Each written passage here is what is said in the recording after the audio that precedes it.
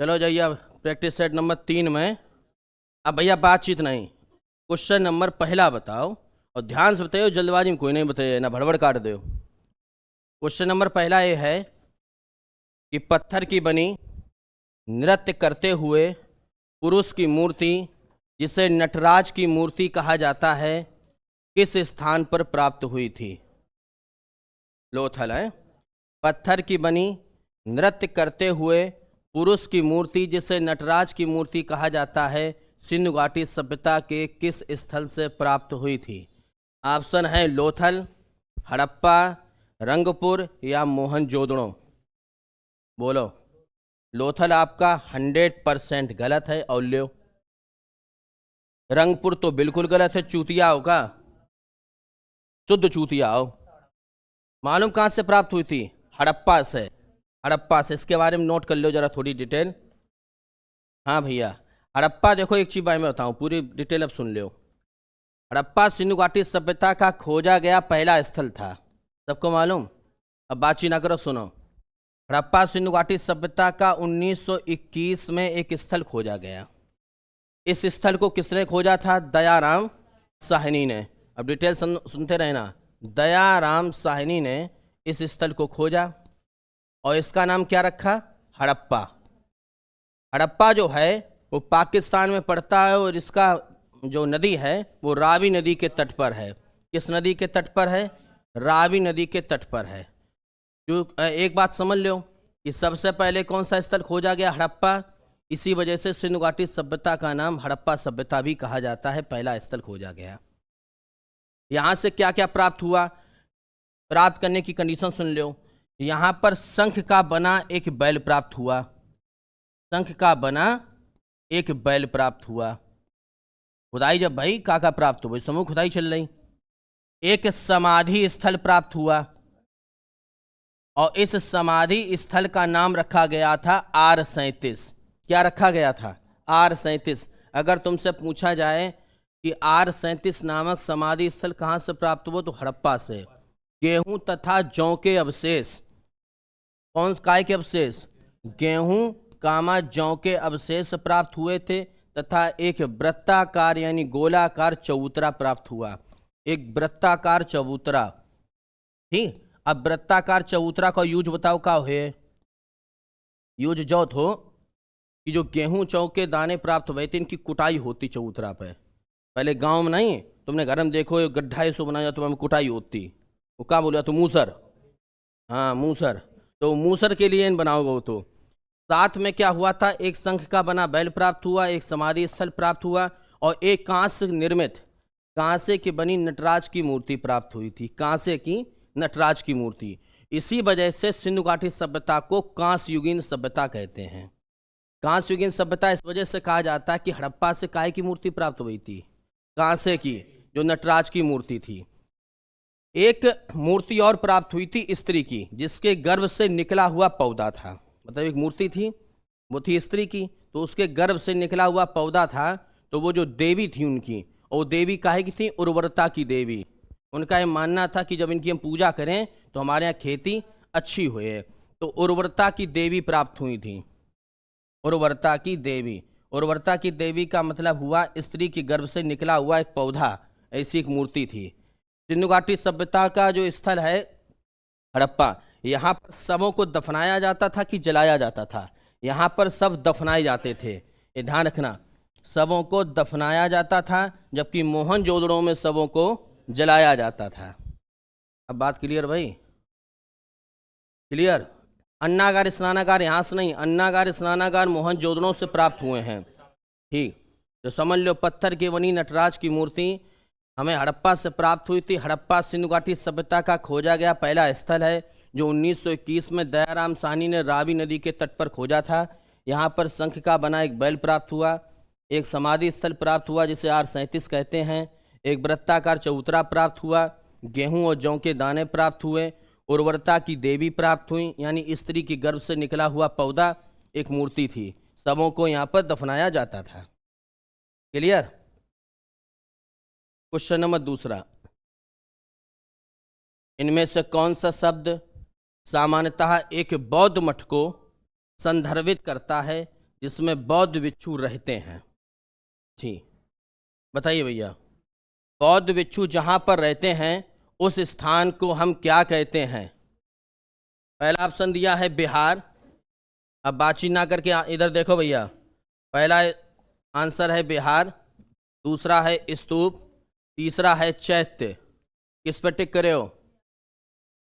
जिस स्थान पर बौद्ध भिक्षु रहते हैं उसे क्या कहते हैं? बिहार। इसके बारे में समझ लो, बिहार क्या होता है, चैत्य क्या होता है, स्तूप क्या होता है, इसके बारे में समझ लें।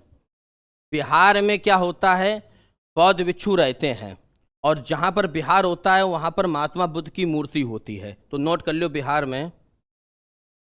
बिहार में क्या होता है, बुद्ध प्रतिमा होती है। नोट करते जाओ, न भूल जाओ बाद में।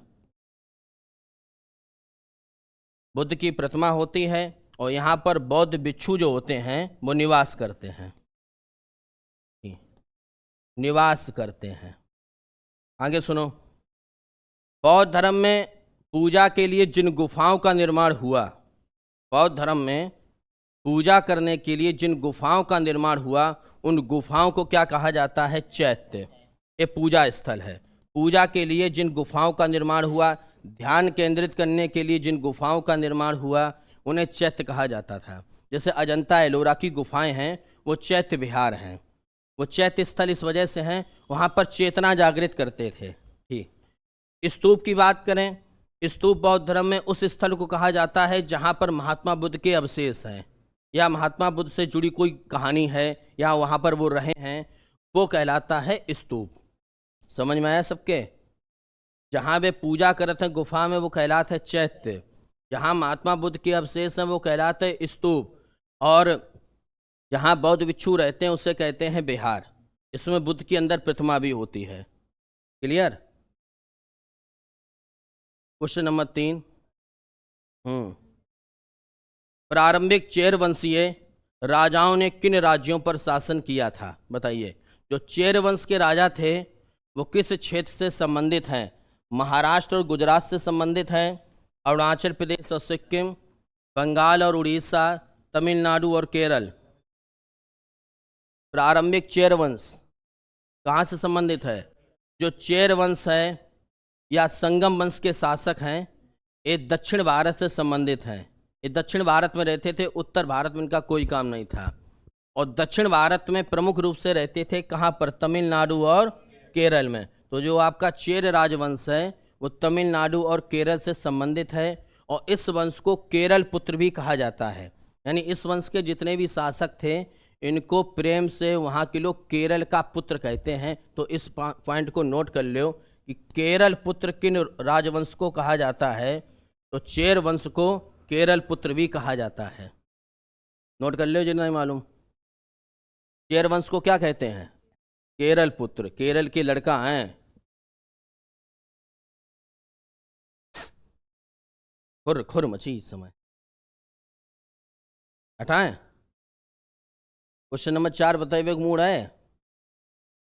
अब इसके बारे में हम 4 प्रश्न पूछे हैं और आप बताएंगे। वो तो मैं मालूम है लेकिन और पूछ लेने दो, पूरी बात तो सुन लो। कि रेहला नामक एक प्रसिद्ध पुस्तक निम्नलिखित में से किसके द्वारा लिखी गई, जिसमें 14वीं शताब्दी में यानी 1400 ईस्वी के करीब भारतीय उपमहाद्वीप के सामाजिक और सांस्कृतिक जीवन का बहुत अच्छा वर्णन हुआ है। ये ध्यान रखना, जो रेहला पुस्तक है उस पुस्तक में लेखक ने क्या किया है कि भारतीय उपमहाद्वीप के सामाजिक और सांस्कृतिक माहौल को बताया है कैसा था। ये पुस्तक किसने लिखी है? मोहम्मद बिन तुगलक के शासनकाल में कौन आया था? Ibn Battuta. इब्न बतूता ने पुस्तक लिखी है। अब इसके बारे में समझ लो, और क्वेश्चन भी है बहुत इंपॉर्टेंट। इब्न बतूता जो है अफ्रीका में एक देश पड़ता है मोरक्को। अफ्रीका में एक देश पड़ता है मोरक्को, और मोरक्को का निवासी था। ठीक, किसका निवासी था? मोरक्को का। इब्न बतूता जो है मोहम्मद बिन तुगलक के शासनकाल में भारत आया। किसके शासनकाल में? मोहम्मद बिन तुगलक के शासनकाल में भारत आया था, क्योंकि विद्वान व्यक्ति था। तो इस व्यक्ति को दिल्ली का काजी नियुक्त किया। ये ध्यान रखना, मोहम्मद बिन तुगलक ने किसे दिल्ली का काजी नियुक्त किया? काजी का मतलब है मुख्य पुजारी, ठीक है। तो मुख्य पुजारी कौन नियुक्त हुआ था? Ibn Battuta. ये दिल्ली का काजी भी नियुक्त हुआ था, दिल्ली का काजी। और दिल्ली का काजी रहा लगभग 8 साल तक। कितने साल तक? 8 साल तक रहा है। और 8 साल रहने के बाद इसको फिर मोहम्मद बिन तुगलक ने अपना दूत बनाकर चीन भी भेजा था। तो अगर तुमसे पूछा जाए मोहम्मद बिन तुगलक ने किससे अपना दूत बनाकर चीन भेजा था, तो इब्न बतूता को भेजा था। गानो है इब्न बतूता बगल में जूता करे चुर चुर जन का है वो है, कोई गाना है अभिषेक बच्चन को मामे याद इब्न बतूता शब्द वही समझ में आएगो? कौन थो इब्न बतूता? मोरक्को की राजधानी का है रवात। हटा दें? कोई डाउट तो नहीं क्वेश्चन पे? 1333 करीब है, 1333 और ये 1342 तक रहा है। हटाएं इसको। क्वेश्चन नंबर किस पे आए अब? 5 पे।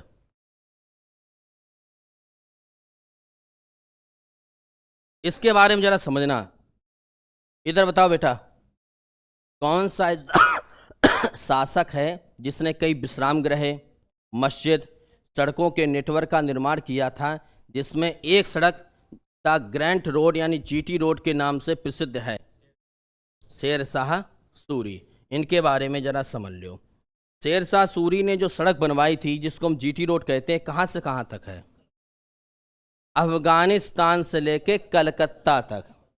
भारत से कलकत्ता नहीं, अफगानिस्तान से लेके कलकत्ता तक है ये जीटी रोड। और अफगानिस्तान से होती हुई कहाँ जाती है? देखो अफगानिस्तान है, स्टार्टिंग अफगानिस्तान है। अफगानिस्तान के बाद जाए आपकी पंजाब, पंजाब के बाद आपकी हरियाणा में है, आपकी यूपी में निकली है, आपकी बिहार में निकली है, और बिहार से यहाँ से होती सीधी कहाँ पहुँची है? कोलकाता पहुँची है। कुल मिला के बहुत लंबा रूट है इसका, अफगानिस्तान से लेके कलकत्ता तक बनाई गई है।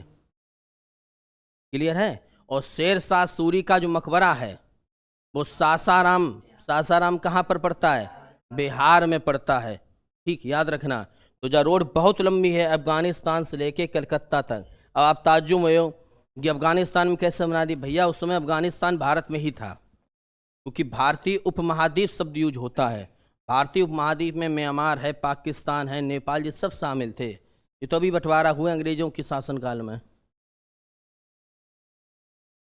है। बताओ, लाहौर एवं कश्मीर में स्थित शालीमार गार्डन, हाँ भैया, शालीमार गार्डन वास्तुकला है किस शासनकाल की है? मुगल काल की। कि दिल्ली सल्तनत की, ब्रिटिश की, सिख? मुगल काल। अब यहाँ पर 2 पॉइंट हैं। शालीमार पार्क मैंने उस दिन बताया था 2 हैं, एक लाहौर में है, जो लाहौर में शालीमार पार्क है वो यूनेस्को की सूची में शामिल है, और जो कश्मीर के श्रीनगर में जो शालीमार पार्क है वो यूनेस्को की सूची में शामिल नहीं है। इन दोनों का निर्माण समझ लो। लाहौर का जो शालीमार पार्क है इसका निर्माण कराया था शाहजहां ने। किसने कराया था? शाहजहां ने। और कश्मीर के श्रीनगर में जो शालीमार पार्क है उसका निर्माण कराया था जहांगीर ने। जहांगीर ने अपनी पत्नी का नाम क्या था इनका? नूर जहां। ये पूरे जहां की नूर थी, बहुत खूबसूरत थी नूर जहां के लिए। देखो मुगल राजा अपनी पत्नी के लिए क्या क्या बनवाते हैं।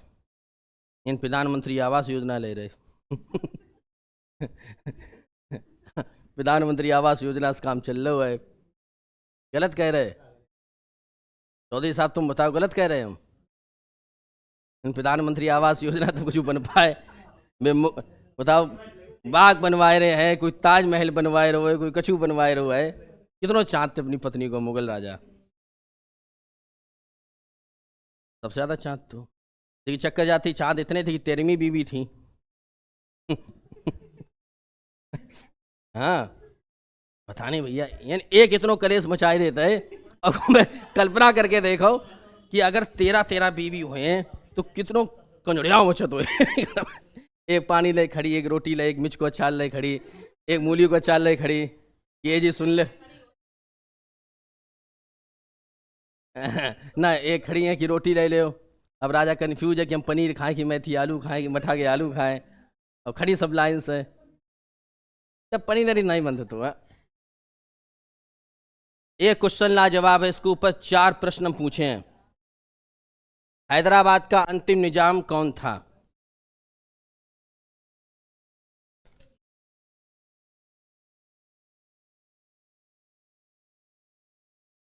फिलहाल मैं बता दूं, जिस व्यक्ति ने टाइप किया उस व्यक्ति ने ऑप्शन ही नहीं गायब कर दो जा मैं। हाँ, मैं आपको बताऊं, पहले पूरी बात सुनना। हैदराबाद एक रियासत थी और वहाँ पर जो राजा थे उस पदवी को निजाम बोलते थे। निजाम बहुत पैसा वाले थे। हैदराबाद के निजाम इतने पैसा वाले थे कि हमने कहानी में पढ़ा था, उस निजाम का नाम याद नहीं, उसने 50-50 किलो सोना दान किया ऐसे ही, बहुत पैसा। तो निजाम जो है एक पदवी है, राजा बोलते हैं। अब हैदराबाद की रियासत कैसे बनी और उस समय क्या हुआ, नोट करो इसके बारे में कि हैदराबाद रियासत के देखो संस्थापक, इसके संस्थापक अगर पूछे जाए इस गद्दी को किसने बनाया, तो मीर कमर सिद्दीकी ने। मीर कमर सिद्दीकी जो थे इस गद्दी के संस्थापक थे। मीर कमर सिद्दीकी ठीक संस्थापक। अब अगर हम अंतिम निजाम की बात करें, अंतिम निजाम बोलेंगे या शासक कहें, बात एक ही है। तो अंतिम निजाम की अगर बात करें तो इनका नाम था मीर उस्मान अली। मीर उस्मान अली, इनके बारे में कोई बता सकता है कौन थे? ये ज़्यादा चर्चा में रहे। हैदराबाद एक स्वतंत्र रियासत थी जो थी, उसके संस्थापक थे मीर सिद्दीकी। और अंतिम शासक की बात करें फिर तो हैदराबाद रियासत ख़त्म हो गई। कैसे ख़त्म हुई वो भी बताऊंगा। मीर उस्मान अली थे। मीर उस्मान अली को आपको मालूम होगा ऑपरेशन पोलो के तहत हैदराबाद रियासत को सरदार वल्लभ भाई पटेल ने भारत में मिला लिया था।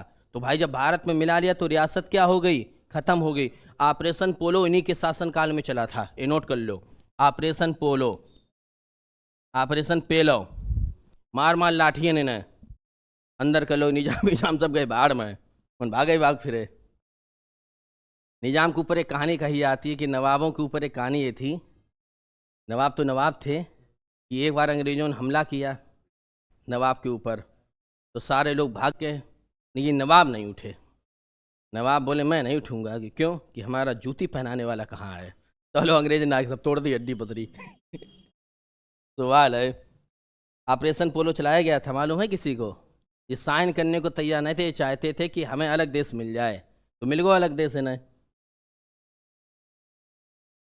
हाँ, मोपला विद्रोह वर्षों के बीच हुआ था। बहुत सुंदर बताओ तुमने, लेकिन इसके बारे में थोड़ी डिटेल समझ लें। केरल में कौन सा तट है? मालाबार। अब ध्यान से सुनना पूरी बात, हम लोग दूरों पढ़त हैं, अब डिटेल बताए वो शुरू कर रहे हैं हम एक बार डीपली। केरल में कौन सा तट है? मालाबार तट। मालाबार तट है, सबको मालूम। और मालाबार तट के पास जो मुस्लिम किसान थे, हिंदू किसान नहीं थे, जो मुस्लिम किसान थे उनको कहा जाता था मोपला। ध्यान रखना, केरल में जो किसान होते हैं उनको मोपला कहा जाता है, मुस्लिम किसानों को। क्योंकि ये था कि इन पर ब्याज दर ज़्यादा थी, टैक्स ज़्यादा लगता था। टैक्स वसूलता कौन जाता था? हिंदू शासक। भाई जब मुस्लिम किसान थे तो वहाँ पर जितनी रियासतें थीं वो हिंदुओं की थीं, तो हिंदू शासक जो थे उन पर ज़्यादा टैक्स वसूलते थे। इसलिए वहाँ के किसानों ने कर दिया विद्रोह, मुस्लिम किसानों ने, और इसी विद्रोह को मोपला विद्रोह कहा जाता है। 1921 और 22 के दौर में हुआ था। केरल के मालाबार तट पर रहने वाले किसान मोपला कहलाते थे। मालाबार से क्या याद आया कि मालाबार एक सैन्य अभ्यास भी होता है। जो 4 देश हैं क्वाड, वे 4 देश मिलकर एक सैन्य अभ्यास करते हैं और संयुक्त सैन्य अभ्यास का नाम है मालाबार, जिसमें आपको मालूम होगा ऑस्ट्रेलिया भी शामिल है, अपना भारत भी शामिल है, जापान है और अमेरिका है। ये 4 देश मिलकर मालाबार नाम से सैन्य अभ्यास भी करते हैं। जो पॉइंट क्लियर है? Question number 8। अब आ जाओ 9 पे बेटा।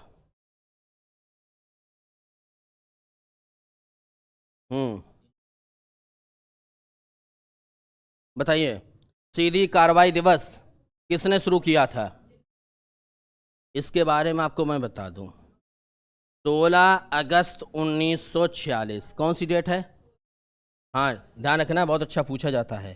16 अगस्त 1946 को मोहम्मद अली जिन्ना ने एक नारा दिया था, किसी को मालूम है? नारा का नाम था, हमने कल नोट किया था, विभाजित भारत या नष्ट भारत। या तो भारत का करो विभाजन या भारत होगा नष्ट, क्योंकि हमें चाहिए अलग से पाकिस्तान। विभाजित भारत या नष्ट भारत के नाम से नारा दिया था। और प्रत्यक्ष कार्रवाई दिवस वाले दिन क्या हुआ था कि यही पश्चिम बंगाल में भीषण दंगा हुआ था, हजारों लोग मारे गए थे, हजारों लोग। इसी दिन को ब्लैक डे भी कहा जाता है। सबसे बड़ी हिंसा भारत में इसी दिन हुई थी, 16 अगस्त 1946 को, और मोहम्मद अली जिन्ना ने कराई थी, ध्यान रखना। और इस घटना को कलकत्ता किलिंग्स भी कहते हैं। क्या बोलते हैं? Calcutta killings, Calcutta killings. बहुत लोग मरे थे, तुम जानते हो, नेक हिंदू मुस्लिम भड़क जात। कलकत्ता किलिंग्स। तो मजबूरी में फिर भारत पाकिस्तान का विभाजन हुआ। विभाजित करो या नष्ट करा दो भारत को अपने हाथ से। क्या करते भैया? मोहम्मद अली जिन्ना, क्लियर है? हटा दें इसको। 16 अगस्त 1946, पीछे चौधरी साहब समझ में आए? वो बहुत बड़ो बवाल, बहुत हो जा दिन तय लाठी चली धड़ाधड़। का करें जाए, नोट कराओ का करे हो, वो तो बवाल होती रात गुसाई। क्वेश्चन सही ले रहे हैं? हाँ भाई, क्वेश्चन नंबर 10 को पढ़ो जरा, लॉन्ग पैटर्न में है लेकिन समझना कि समष्टि अर्थशास्त्र, ध्यान सुनना, इसके बारे में बताएं डिटेल हम, जिसको माइक्रो इकोनॉमिक्स कहते हैं। ये अर्थशास्त्र की एक शाखा है, जैसे समष्टि अर्थशास्त्र है, पूंजीवादी अर्थशास्त्र है, अर्थशास्त्र की तमाम शाखाएं हैं। तो एक शब्द आया है समष्टि अर्थशास्त्र, जिसको मैक्रो इकोनॉमिक्स कहा जाता है। कि सही अर्थ क्या है, यानी मैक्रो इकोनॉमिक्स का सही अर्थ क्या है, बताइए, पढ़िए आप लोग।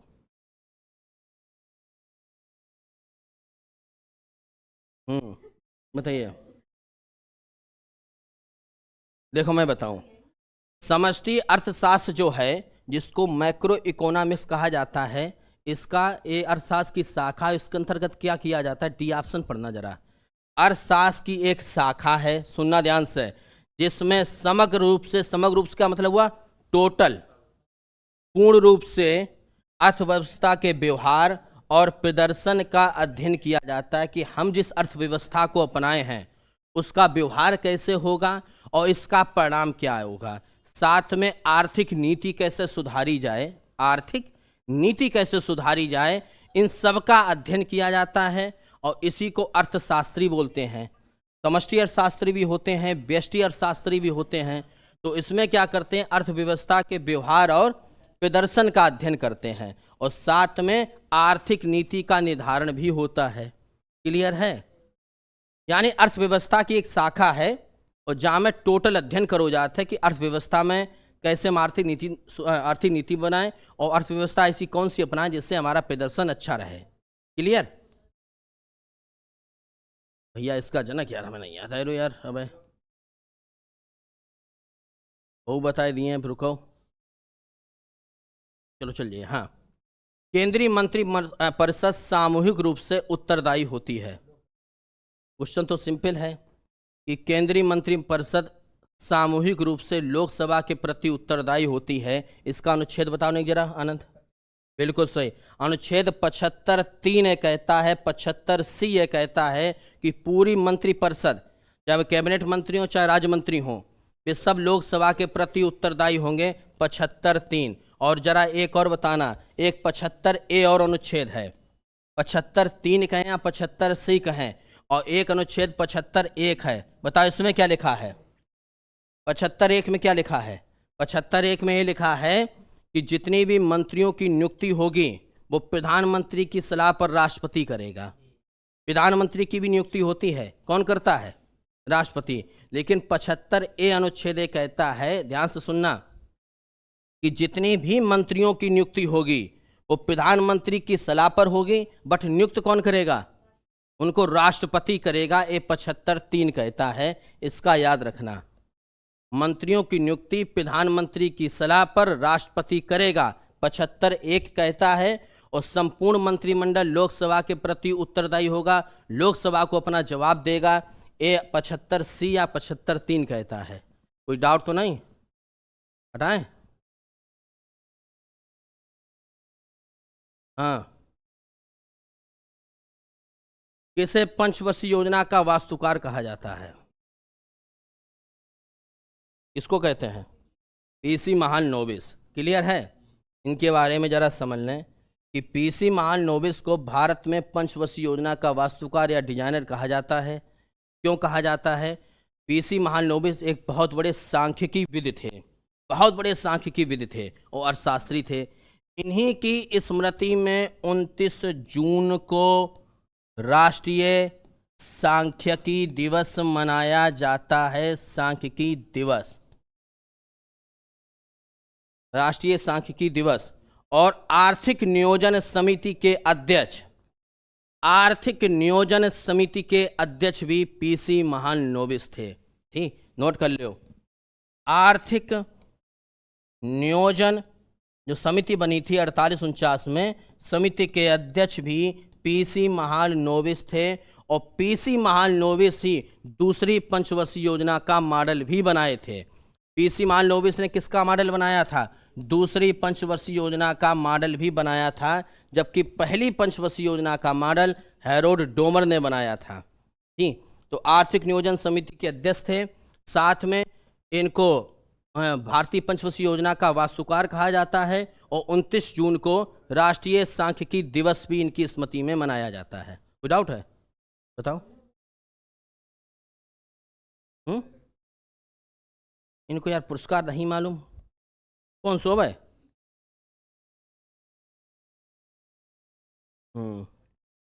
हटाएं? चलो 13 बताओ।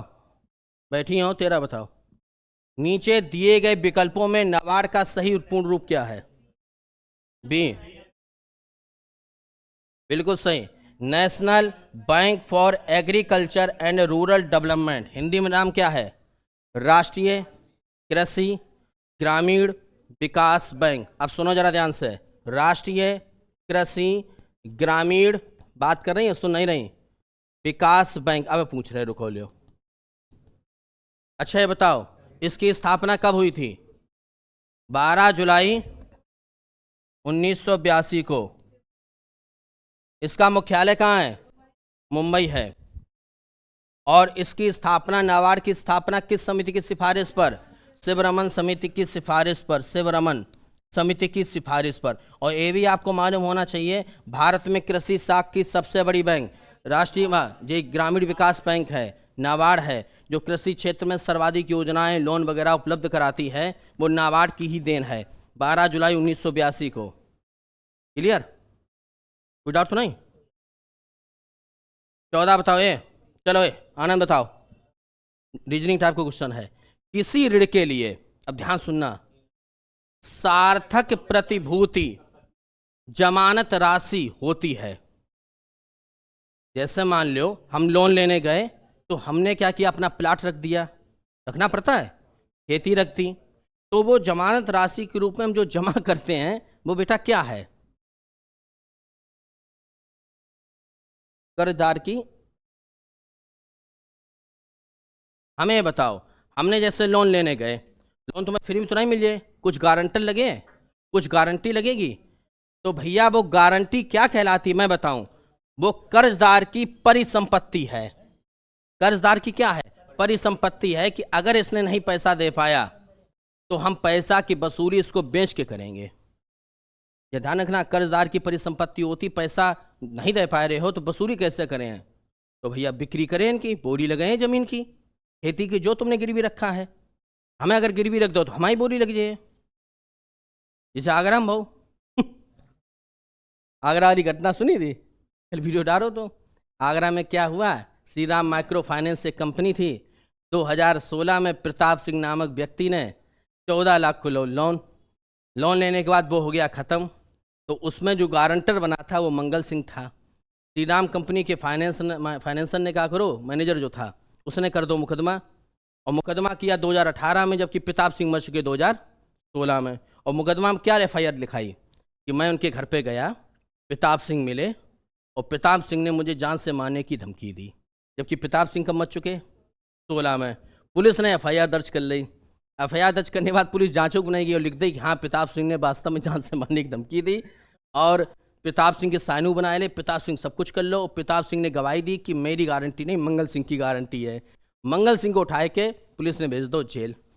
मंगल सिंह खूब कहते रहे कि भैया प्रताप सिंह मर चुके, लेकिन पुलिस ने नहीं सुनी। मंगल सिंह लौट के आए जेल से। उसके बाद वे कोर्ट में गए। कोर्ट में जब गए तब जो मामला खुलो कि प्रताप सिंह तो मर चुके हैं।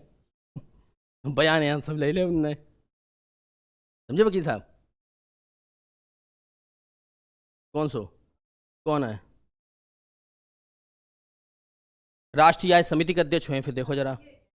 हाँ राष्ट्रीय आय समिति है, ठीक है, राष्ट्रीय आय समिति है, राष्ट्रीय आय समिति के अध्यक्ष है, बिल्कुल सही। हाँ भाई बहुत जबरदस्त क्वेश्चन है। अब तुम बताओ, हमारी आकाशगंगा मिल्की वे के सबसे नजदीक आकाशगंगा कौन सी है? इसके बारे में थोड़ी डिटेल हम बताएं। बताओ,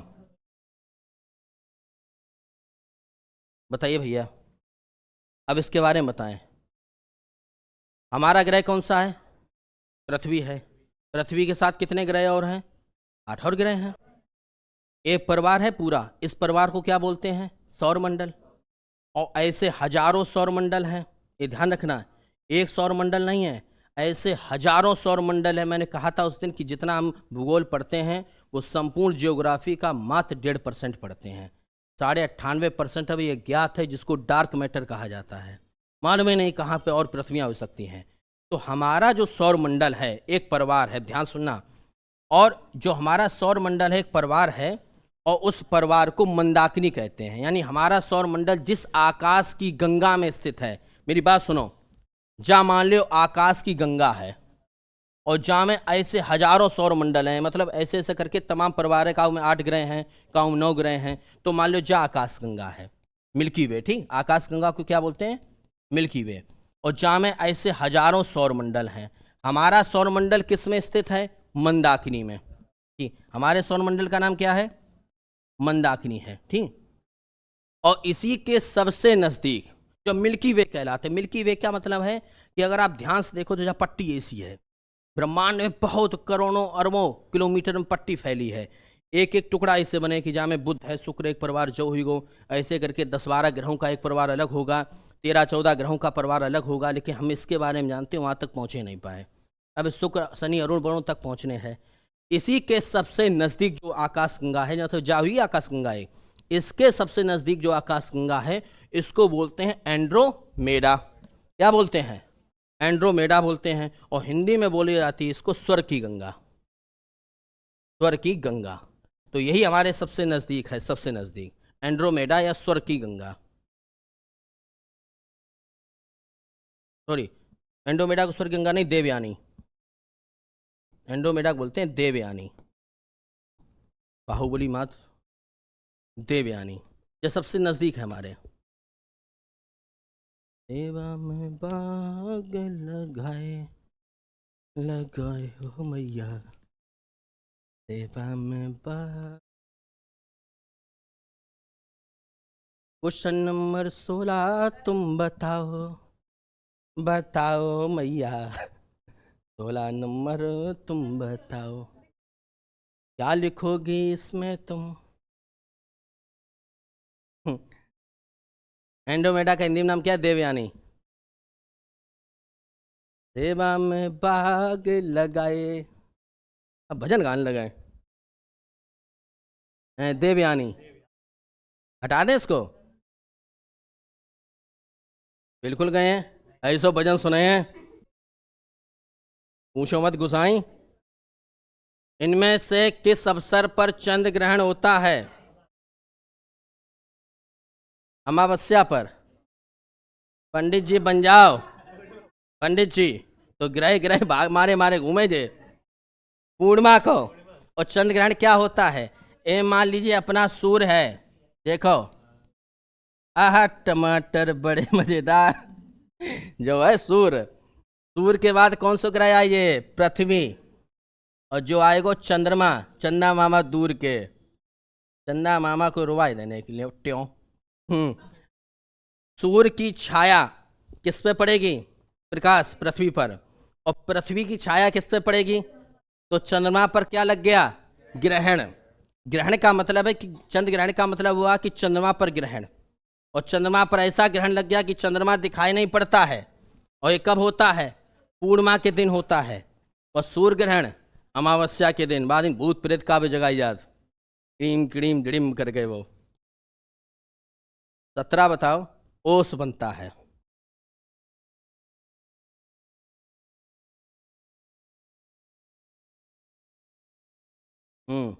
बताइए ओस कब बनता है? इस समय बन भी रहा है। क्या बता सकती हैं ओस कब बनता है? नहीं बता सकती। पहला है। ठीक। कैसे बनता है ओस? जब वायु का तापमान, जब वायु का तापमान ओसांक के नीचे, जो ओस का बिंदु है जिस पे ओस बनती है, जब वायु का तापमान ओसांक के नीचे आ जाता है तो वायु में उपस्थित जलवाष्प, वायु में कितने परसेंट जलवाष्प होती है? 4%। वायु में उपस्थित जलवाष्प संघनित होकर, वायु में उपस्थित जलवाष्प संघनित होकर ओस बन जाती है। तो इसका आंसर पहला होगा कि ठंडी सतह पर आर्द्र वायु के संघनित होने पर। ठंडी सतह है और वायु में क्या है? नमी। और जो नमी कितने परसेंट है? 4%। तो वही संघनित होकर क्या बन जाती है? ओस बन जाती। तो इसकी ऐसे लाइन लिख दो, जब वायु का तापमान ओसांक के नीचे आ जाता है, जब वायु का तापमान ओसांक के नीचे आ जाता है, जब वायु का तापमान ओसांक के नीचे आ जाता है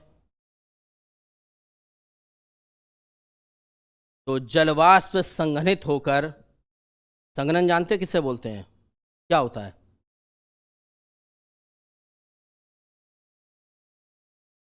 तो जलवाष्प संघनित होकर ओस में बदल जाती है। इसी वाष्प का जल में।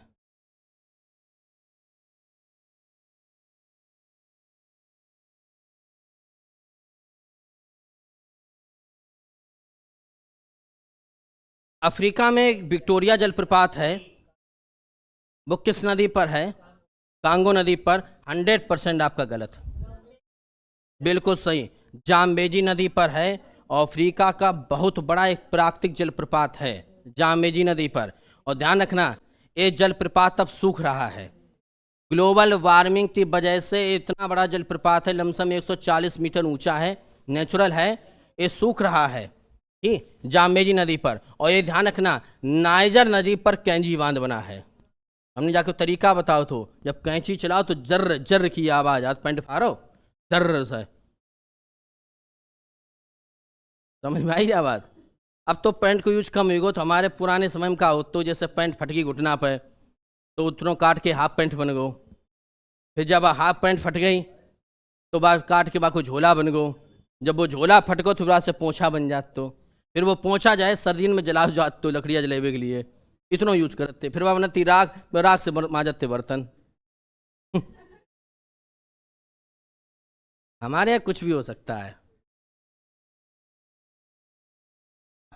बहुत मुस्कुरा रहे हो, ततियाँ दिख रही हैं। निम्नलिखित में से कौन सा देश क्षेत्रफल के अनुसार सबसे छोटा है? बताओ। कनाडा है, वेरी गुड। भारत है। चलो क्षेत्रफल की दृष्टि से सबसे बड़ा देश बताओ। रूस के बाद कनाडा, कनाडा के बाद चाइना, चीन, चीन के बाद अमेरिका, अमेरिका के बाद ब्राजील, ब्राजील के बाद ऑस्ट्रेलिया, ऑस्ट्रेलिया के बाद भारत। 1 2 3 4 5 6 7वां नंबर है रूस, कनाडा, चीन, अमेरिका, ब्राजील, ऑस्ट्रेलिया और भारत। तो सबसे छोटा भारत रहेगा, ये सब बड़े हैं रूस भारत से। रूस, कनाडा, चीन, अमेरिका, ब्राजील, ऑस्ट्रेलिया, भारत सब। और जनसंख्या की दृष्टि से हम विश्व में नंबर 1 पे आने वाले हैं। अभी जनगणना होगी 2025 में, तुम देखना बहुत छोड़ दी पीछे, बहुत आगे, हर सेकंड बच्चा पैदा हो, सेकंडन में। हाँ सही बात है। कितने 1200 1300 चौथ, एक सेकेंड में बहुत जबरदस्त तरीका धड़ाधड़ हुई रो मामला। हमें जैसे लोग जनसंख्या वृद्धि रोके हैं।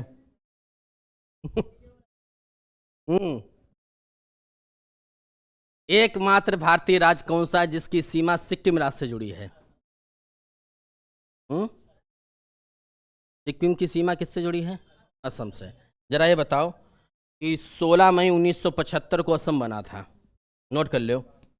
16 मई 1975 को असम भारत का कौन सा राज्य बना? 22वां राज्य बना, 22वां राज्य बना। और ये संविधान का कौन सा संशोधन था? 36वां। ये ध्यान रखना, 16 मई 1975 को असम भारत का 22वां स्टेट हमने बना लिया, इंक्लूड कर लिया। और संविधान का कौन सा संशोधन है?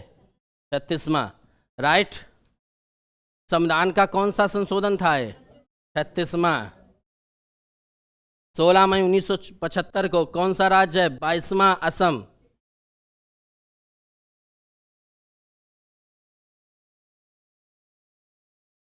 हिमालय पर्वतमाला का वह हिस्सा जो तीस्ता और दिहांग नदी के बीच स्थित है उसे कहते हैं। गलत। एक हम तुम्हें तरीका बताए दें, जरा नोट कर लो, क्वेश्चन का बवाल खत्म। सिंधु से सतलज नदी के बीच में, सुनियो, सिंधु से सतलज, कल्पना करो सिंधु से सतलज के बीच में जो हिस्सा है उसे कहते हैं पंजाब। कौन सा हिमालय? पंजाब बाबू। मेरा बाबू पढ़ेगा। सतलज से काली नदी के बीच में जो है वो कौन सा हिमालय कहलाता है? कुमायूं। सतलज से काली तो कुमायूं। काली से तीस्ता, काली नदी और तीस्ता नदी, कल्पना करो काली तो तीस्ता तो नेपाल। नेपाल हिमालय। तीस्ता से चले आओ दिहांग। दिहांग कहाँ पड़ता है? असम, अरुणाचल प्रदेश। हाँ, तीस्ता से लेके चले आओ दिहांग तक तो उसे कहते हैं असम हिमालय या पश्चिम बंगाल।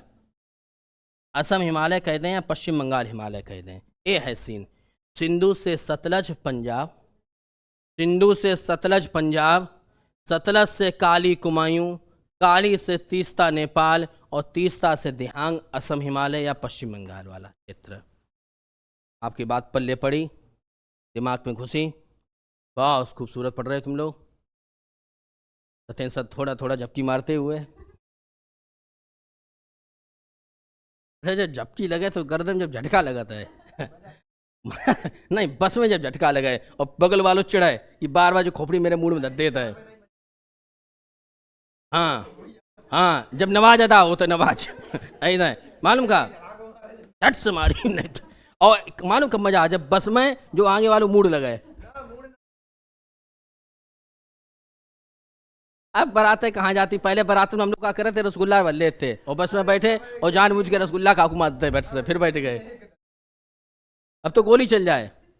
सत्यन ब्याह में हमने अकेले डीजे साहब को दो क्या है और सारे ब्याह वालों वीडियो दिखाओ।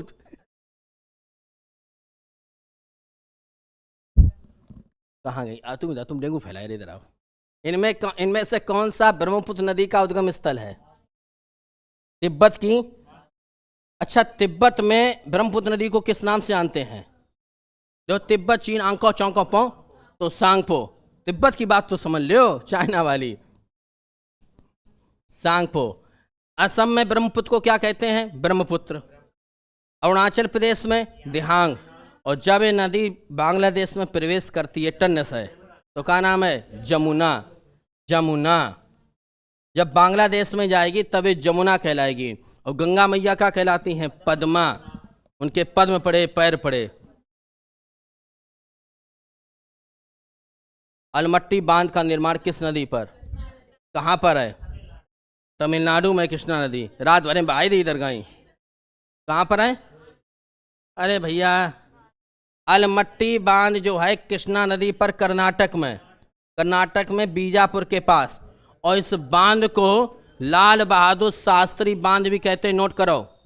इस बांध को लाल बहादुर शास्त्री बांध भी कहते हैं, लाल बहादुर शास्त्री बांध भी कहते हैं, अलमट्टी बांध।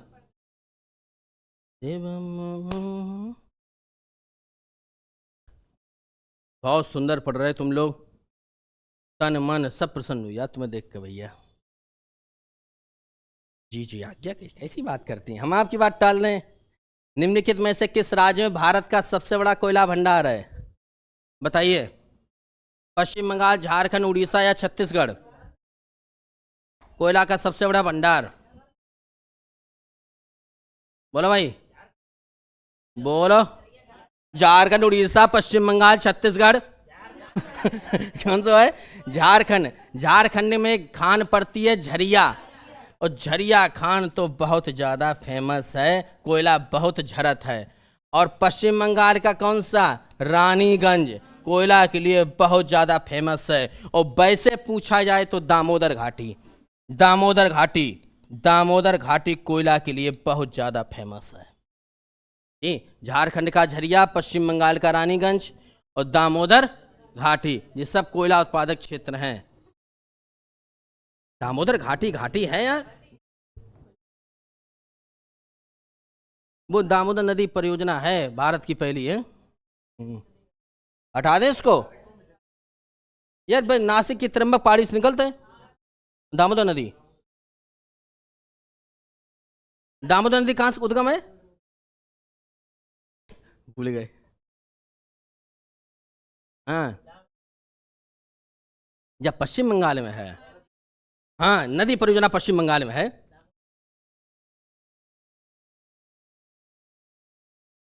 कौन सा अनुच्छेद कार्यपालिका से न्यायपालिका को अलग करता है? अनुच्छेद 50। अच्छा ठीक है, ये है क्या? ये मूल अधिकार है कि मौलिक कर्तव्य है कि राज्य का नीति निर्देशक तत्व है? ये राज्य का नीति निर्देशक तत्व है। 51 क्या है?